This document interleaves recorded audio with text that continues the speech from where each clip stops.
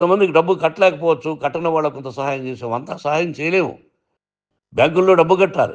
లెక్చరర్స్‌కి డబ్బులివ్వాలి. University బ్రహ్మాండంగా నడపాలంటే మంచి లెక్చరర్స్ కావాలి. ఇయన్నీ తెలిసి చేస్తున్నావురా 32, 33 సంవత్సరాల నుంచి. అది పక్కన పెడితే అందరినీ కొట్టడానికొస్తావు. అందరినీ కొట్టడానికొస్తావు. మీ అన్నని తిడతావు. ఒక వ్యక్తి వినయ్ గారనే ఆయన వ్యక్తి హెల్ప్ చేయడానికొస్తే, ఆ వినయ్ ఎవరు లజ్జాకుడికి చంపేస్తాను వాడు అన్నావు. ఇయన్నీ ఎంత తప్పురా? అంటే మీ నాన్నగారికి ఎవరు సహాయం చేయడానికొస్తే వాళ్ళందరినీ లజ్జాకుడుకులు అంటావు. చంపేస్తానంటావు. మీ అన్నని చంపేస్తానన్నావు. చంపరా చూద్దాం మీ అన్నని నేనే అన్నా. తాకరా నీ ధైర్యం ఉంటే అన్నా. ఎంతమందిని చంపాలనుకుంటున్నావు? ఎంతమందిని చేయాలనుకుంటున్నావు? నువ్వు ఏం సాధించాలనుకుంటున్నావు? ఆలోచించుకో. ఈ ఇంట్లోకి అడుగు పెట్టడానికి నీకు అధికారం లేదు. ఇది నా కష్టార్జితం. మా నాన్నగారు రూ. 10 పైసలు కూడా ఇవ్వలేదురా. మంచి జన్మనిచ్చాడు మా నాన్నగారు. మద్రాసుకు వెళ్ళి వీధుల్లో అడుగు తిన్నానురా. ఒక పూట కూడా భోజనం లేకుండా అడుగు తిన్నానురా. న్యాయంగా మోహన్ బాబు తిడతాడు కొడతాడంటారు కానీ మోసగడనం లేదురా. నీట్ పార్లమెంటేరియన్గా బయటొచ్చానురా. నువ్వు నా పరువు ప్రఖ్యాతులు మంట కలిపావు. ఏమిటి నేను చేసిన అన్యాయం? నీకు జన్మనిచ్చాను. అదా నేను చేసిన పాపం. అందుకే ఇది నా ఇల్లు అన్నావు నువ్వు. నీ ఇల్లు కాదు. నీ కష్టార్జితంతో నువ్వు సంపాదించుకున్న ఇల్లు నీది. ఇది నా డబ్బు, నా కష్టార్జితం. నా కష్టార్జితంలో నేను పిలిస్తేనే మీరు ఇంట్లోకి రావాలి.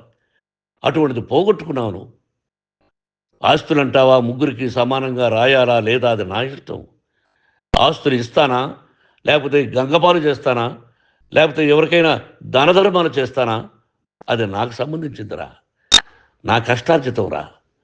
మీరు చేస్తున్న విధానం గుణగణాలు కావాలరా. మందు తాగచ్చురా. ఎంత తాగాలి? నేను కూడా 1 or 2 పెగ్స్ తీసుకుంటా.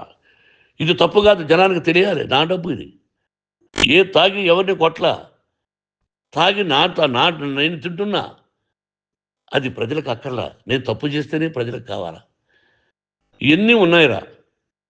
ఇవన్నీ తెలుసుకో. జర్నలిస్ట్ సోదరులారా, మీకు నా గతాన్ని తెలుసు, నా భవిష్యత్తు, నేను ఎక్కడి నుంచి వచ్చాను కూడా మీకు తెలుసు. ఈ రోజున మీరు రాస్తున్న విధానం, నా బిడ్డ నన్ను కొట్టాడన్నారు. ఎంత తప్పు. ఈ రోజున నా బిడ్డ మీద కోపంతో అవును చెప్పచ్చు. కాదు, వాడు నా మీద చెయ్యెత్తలేదు. నేను ఘర్షణ పడ్డాం. ఘర్షణ వేరు, కొట్టుకోవడం వేరు. గాయాలతో హాస్పిటల్కి వచ్చి కుంటుకుంటుగా నడిచాడు. మళ్ళీ ఏమని పోలీస్ స్టేషన్కి వెళ్ళి చెప్పాడు. ఎవరో ఇద్దరున్నారు, వాళ్ళిద్దరూ నా మీద దాడి చేశారన్నాడు. నా ఇంట్లో పనిచేస్తున్న వ్యక్తుల గురించి పోలీస్ స్టేషన్కి వెళ్ళి చెప్పవలసిన అవసరం అతనికి లేదు, హక్కు లేదు. పోలీస్ డిపార్ట్మెంట్ కూడా తెలుసుకోవాల్సిన విషయం. నా ఇంట్లో ఉండే వర్కర్స్ మీద నేను కంప్లైంట్ ఇవ్వాలి. నువ్వు పర్మిషన్ లేకుండా నా ఇంట్లోకి నువ్వు చొరబడి ఇల్లు నాదంటూ ఇంట్లో పనిచేస్తున్న వర్కర్స్ మీద కంప్లైంట్ ఇచ్చావు. అది ఎంతవరకు పోలీసు న్యాయమో రూల్సో చూద్దాం. పోలీస్ డిపార్ట్మెంట్ ఇంటికి వచ్చింది. వాళ్ళకి రాశాను ఉత్తరం. అయ్యా, నేను సీనియర్ సిటిజన్ని, నాకు రక్షణ లేకుండా ఉంది. నా బిడ్డ వల్ల నా ఇంట్లో నుంచి నా బిడ్డను పంపించేసి ఇది నా ఇల్లని. వాళ్ళు నాకు సమాధానం ఇవ్వలేదు. ఇవ్వకపోగా ఎవరిని పట్టించుకోలేదు. ఇప్పుడు పోలీసు వాళ్ళు వచ్చి ఏమండి రూల్స్ ప్రకారం నా బిడ్డ ఇంట్లోకి రాకూడదంటే మాకు హయ్యర్ అథారిటీ వాళ్ళు ఫోన్ చేశారు.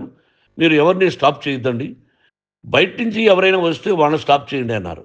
2 రోజుల నుంచి 10 మంది 20 మంది వస్తున్నారు. వాళ్ళు అలా చూస్తూ నిలబడ్డారు. వాళ్ళు ఫోటోలు తీసుకున్నారు. వాళ్ళ మీద మళ్ళీ వదిలేస్తున్నారు. ఎవరిని నిందించాలి? But I give respect to the police department.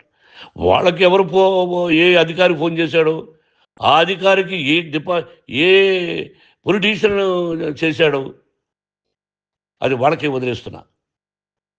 కాబట్టి వాళ్ళు పోలీస్ కంప్లైంట్ ఇచ్చినా కూడా మేము సంబంధం లేదని అంటున్నారు. కాబట్టి నేను నా బిడ్డను నిన్ను నాపు చేస్తున్నా. నువ్వు ఇంట్లోకి వచ్చే అధికారం నీకు లేదు. నువ్వు వచ్చి నీ బిడ్డను తీసుకెళ్ళు. సంతోషం. నువ్వు రాలేదు, నీ బిడ్డను జాగ్రత్తగానే చూసుకుంటావు. Take care your daughter, that's all. మీ అమ్మ హాస్పిటల్లో అడ్మిట్ అయింది.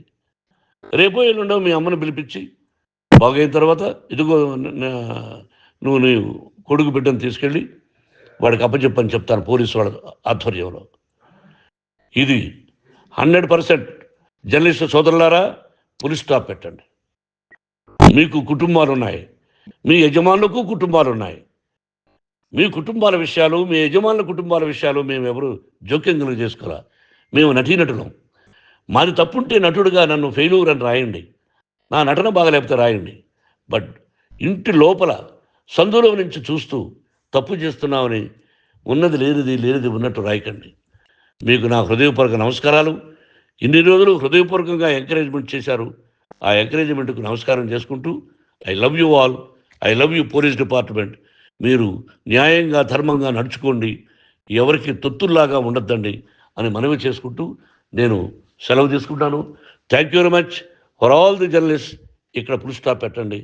ఫుల్ స్టాప్ పెట్టండి. Thank you very much.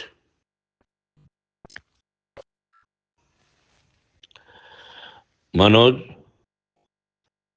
నువ్వు నా బిడ్డవి. లక్ష్మీ ప్రసన్న, విష్ణువర్ధన్ బాబు, మనోజ్ కుమార్. నిన్ను ఎలా పెంచానురా నేను?